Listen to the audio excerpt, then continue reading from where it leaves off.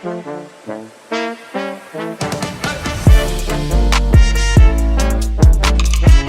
मेरे सामने बैठे हैं, अगर कैमरा मैं ऑफ कर दूं और मैं आपसे बात कर रहा हूं, मैं अपनी आवाज सुन रहा हूं, आप बात कर रहे हैं, आपकी आवाज मेरे कान तक आ रही है, शायद आप भी अपनी आवाज सुन रहे हैं,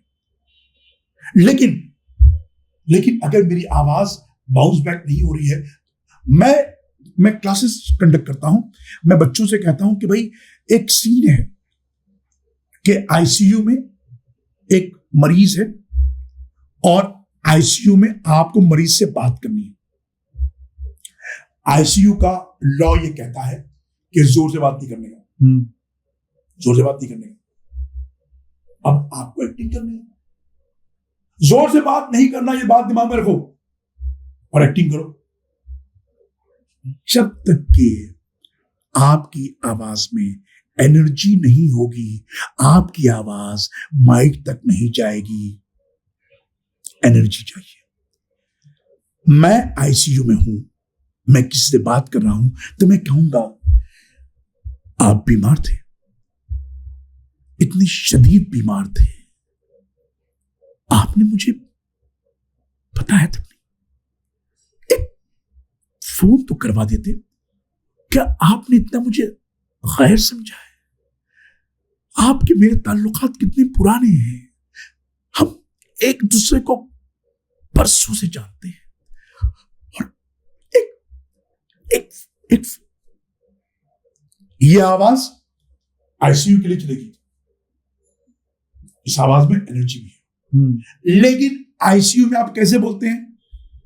आप बीमार थे, आपने बोला नहीं, अरे मेरे को फोन तो करवाना था कम से कम, आप मुझे फोन करते कम से कम, इतना मुझे आप गैर समझते हैं। अब ये आईसीयू की आवाज, पहले वाली भी आवाज आईसीयू की है लेकिन शूट हो रहा है, तो आपको इसका पता होना चाहिए कि मैं कहां पर ये सीन कर रहा हूं और ये डायलॉग में कहां पे बोल रहा हूं।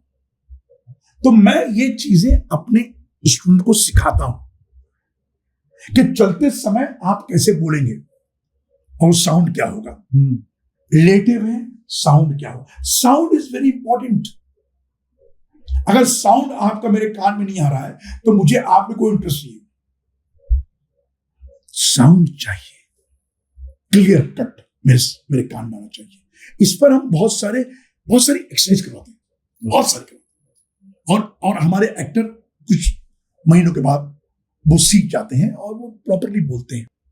तो यहाँ से एक सवाल जो मेरे दिमाग में बनता है वो ये है कि आपने कहा कि एक्टिंग के लिए जो है वो पहले अपनी बात को सुनना जरूरी है, कैरेक्टर में जाना और बाहर निकलना जरूरी है। एक्टिंग का एक बहुत इंपॉर्टेंट एलिमेंट है जिसके वजह से काफी लोग एक्टिंग नहीं कर पाते हैं, वो है डायलॉग याद करना। अब डायलॉग याद करने का कोई ट्रिक है? डायलॉग कैसे याद किया जाए, और क्या ऐसे लोग जिन्हें डायलॉग याद नहीं होता वो भी एक्टर बन सकते हैं?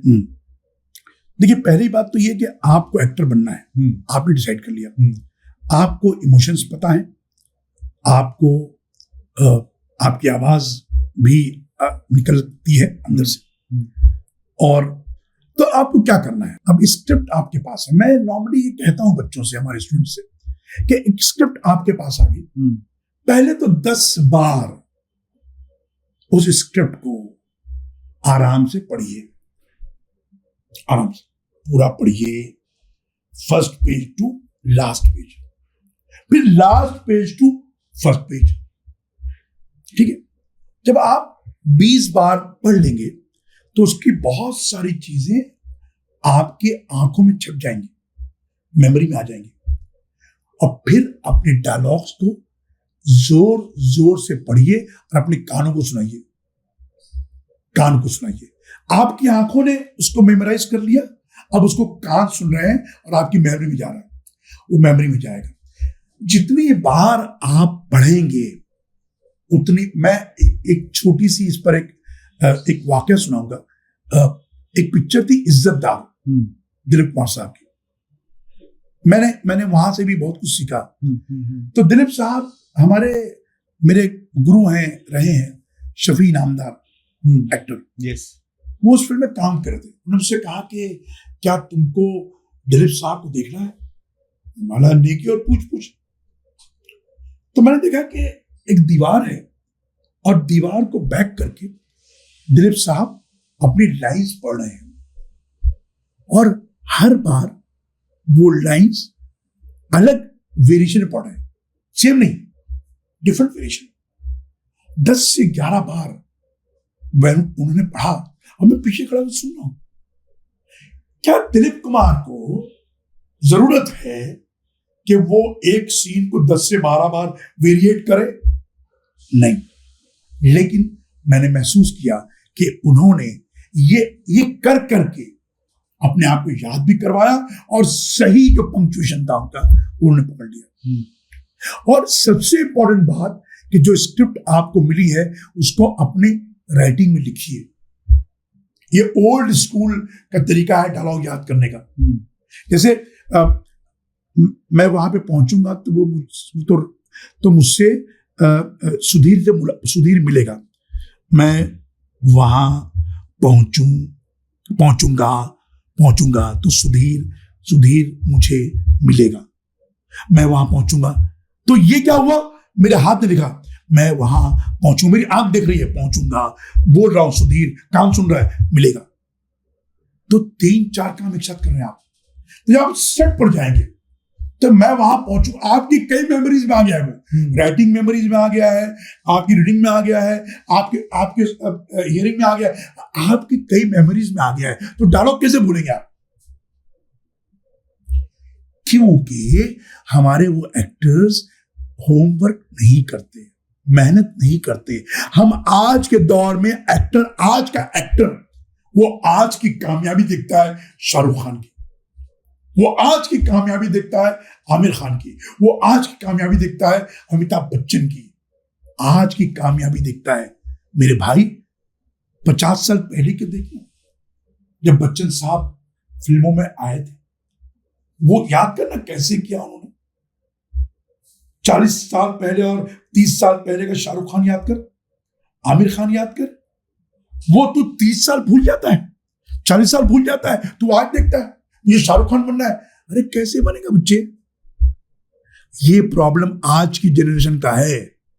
उनको लगता है कि शाहरुख खान इतने पैसे कमाता है, मैं भी कमा सकता हूं। अरे वो हैंडसम है, मैं भी हैंडसम हूं, मेरे भी 6 पैक हैं। भाई साहब 6 पैक 8 पैक से एक्टिंग नहीं होती है, ये बात जहन में रखिए। एक्टिंग यहां से होती है। जिसको ये इस्तेमाल करना आता है ना, वो एक्टर है। नीचे छोड़ दीजिए, सेट पर फाइट मास्टर आएगा फाइट सिखाने के लिए, डांस मास्टर आएगा डांस सिखाने के लिए, आपको डायलॉग मास्टर नहीं आएगा डायलॉग सिखाने के लिए, तो आप ही को सीखना। तो शाहरुख खान डायलॉग बोलना सीख कर आया था, इंडस्ट्री में आकर उसने एक्शन सीखा, डांस सीखा। इंडस्ट्री में आकर उसको पता चला कि डांस ये होता है और एक्शन ये होता है। बोलना तो आता था ना जी, तो आप बोलना तो सीखिए। हम आज आइडियल मान रहे हैं अपने हीरोज को, विच इज 100% रॉन्ग।